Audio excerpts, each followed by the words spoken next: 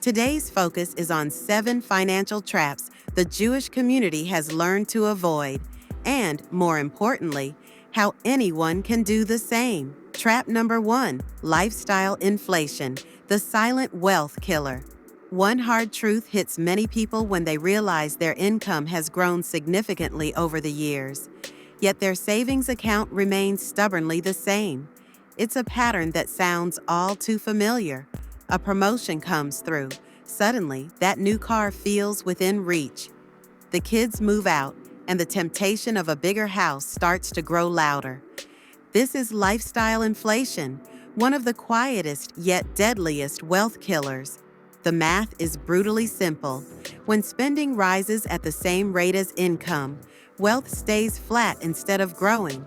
Warren Buffett, one of America's richest men, still lives in the same house he bought in 1958 for $31,500, not because he can't afford anything better, but because he understands that true wealth isn't about showing off.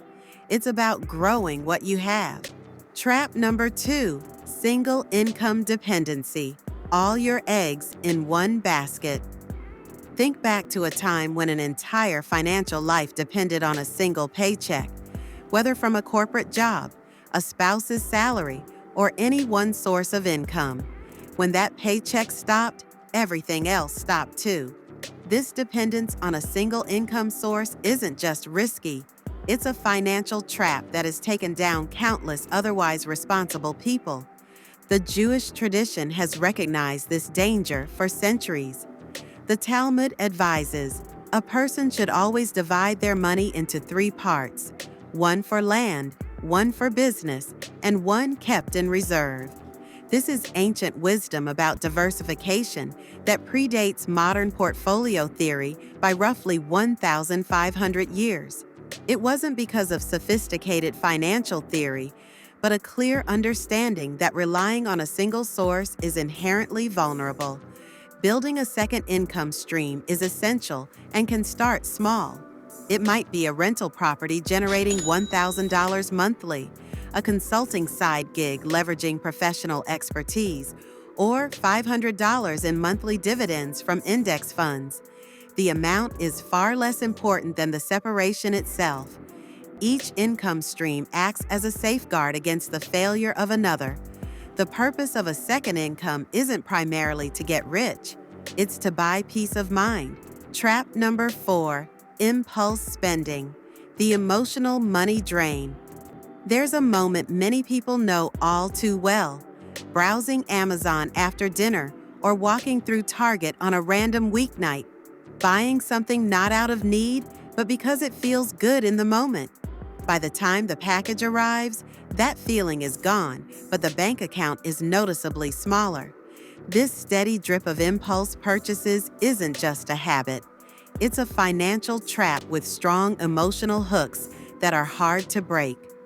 Jewish tradition offers a powerful remedy embedded in the weekly rhythm called Shabbat.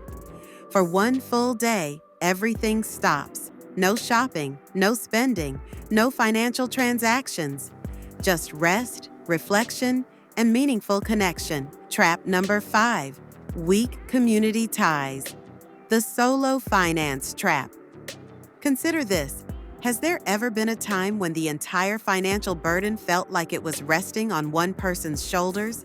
Every decision, every bill, every emergency landing squarely on one individual? That kind of isolation isn't just exhausting, it's financially risky. In Jewish culture, there's a deep-rooted concept called kahila, community, but it's more than a word, it's practical.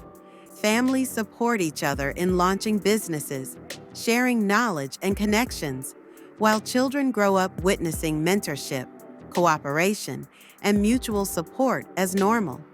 This community approach provides more than emotional comfort. It offers a tangible economic advantage that has enabled Jewish families to thrive through centuries of adversity. Many successful professionals in their 50s and 60s have followed sound financial principles, but still feel vulnerable because they lack trusted advisors or a network for perspective during financial crossroads. That isolation can lead to missed opportunities, costly mistakes, and stress that no investment strategy can fix. Yet, even with strong community support, one more subtle financial trap can still create setbacks. Trap number 6: avoiding financial education, the knowledge gap. At a certain age, learning something new about money can feel uncomfortable. There might be a feeling that this knowledge should already be known, or fear around facing actual financial numbers. Some might think, what's the point? It's too late anyway. That inner voice isn't truth. It's a common financial trap. In Jewish tradition, learning isn't just for the young, it's a lifelong mission. The Talmud says, "Much have I learned from my teachers, more from my colleagues, but most from my students." This means the moment learning stops, growth stops, financially and beyond. Some of the wealthiest people in their 60s and 70s continue to read financial books, take courses, and stay curious. The primary reason people don't invest, build passive income, or plan well for retirement isn't a lack of money, it's a lack of clarity. And clarity comes only through ongoing education. The financial industry often makes money management seem complicated and inaccessible without expert help. This complexity serves their interests, not those of everyday people. What's needed isn't a finance degree, but clear basic education delivered in an understandable way, suited to each person's pace and life stage. Yet, even the most financially educated face one final trap that can still cause major setbacks. Trap number 7: ignoring legacy planning when good intentions go wrong. Let's talk about something many avoid, not because it's complicated, but because it feels heavy. What happens to your money, home, and investments when you're no longer here? Without a clear legacy plan, the government decides for you. Families might fight, values can be lost, and everything built over a lifetime could unravel within months.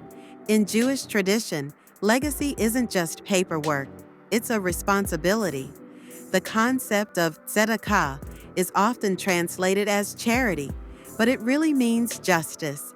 It stresses that money should continue to do good even after someone is gone, and that families should know what mattered most, not just possessions, but beliefs and values passed down through generations. This mindset encourages thoughtful stewardship, ensuring that wealth serves a higher purpose beyond personal gain.